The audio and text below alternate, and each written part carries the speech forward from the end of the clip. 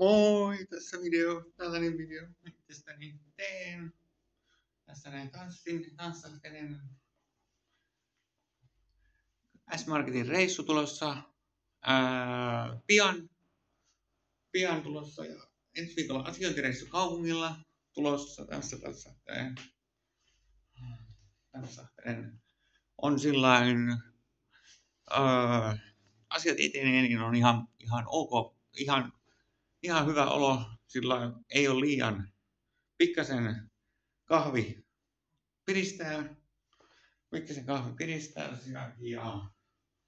ja teen käsitanssia teen.